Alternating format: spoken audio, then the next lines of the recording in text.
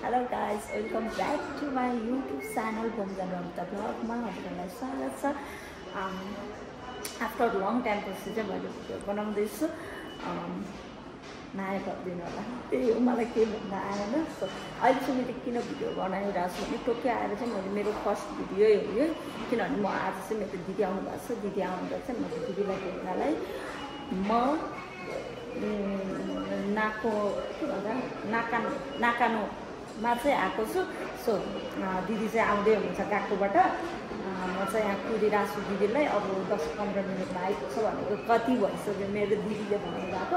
म यहाँ कुदिरहेको छु नेपालीहरू आउँछ कि भनेर भिडियो बनाइरहेको छु। हेर्दैछु म यहाँबाट है, यहाँबाट चाहिँ दिदीहरू आउँछ कि भनेर चाहिँ म यहाँबाट हेरिरहेको छु। आएकै छैन दिदी चाहिँ म देखाउनु छु है। मेरो दिदी आउँदैपछि है त अहिलेलाई चाहिँ बस मैले चाहिँ मेरो दिदी पढ्दा टिक्का लगाएर म चाहिँ आइसक्रिम खान आएको छु होइन। आइसक्रिम चाहिँ यहाँ छ, कुन आइसक्रिम खाउँ भइरहेको छ होइन। तर कति महँगो भन्नु रे, 100 कतिमा यो आइसक्रिम चाहिँ मिठो हुन्छ जस्तो लाग्यो। यो भित्र के छ होइन। यो आइसक्रिम चाहिँ म चाहिँ 120।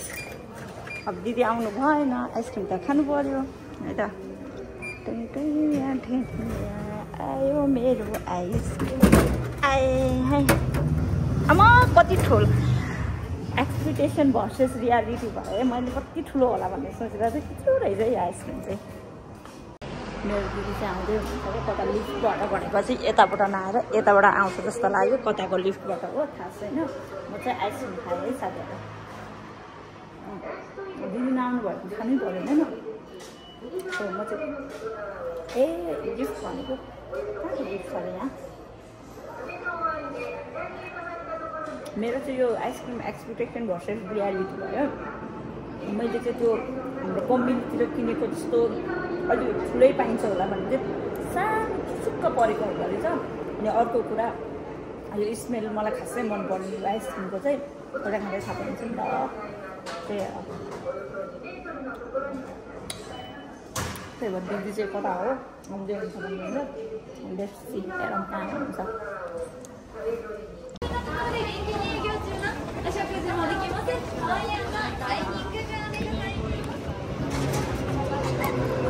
यही मान्छेले मलाई घुमाएको मान्छे यही हो कि। म त्यही भिडियो बनाउनु आमा कहाँको लोकेसन दिनुभएको मलाई कहाँको लोकेसन दिनुभएको भन्नु नडाटी। त्यो लाइभ लोकेसन दिएछ, म घुमेको स्टेसनको लोकेसन दिएछु क्या। हाम्रो चाहिँ यस्तो मान्छे छ लोकेसन दिने मान्छे मलाई।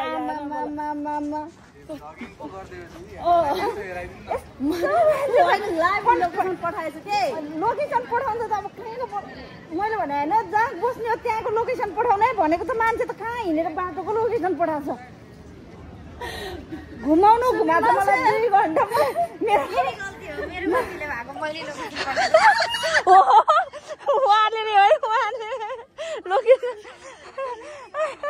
लोकेसन पठाउनु पर्ने मान्छे।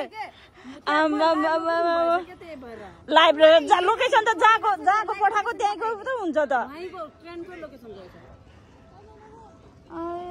म त नि लै भगवान्। हाम्रो दिदी कति वर्षपछि भेट भयो दिदी?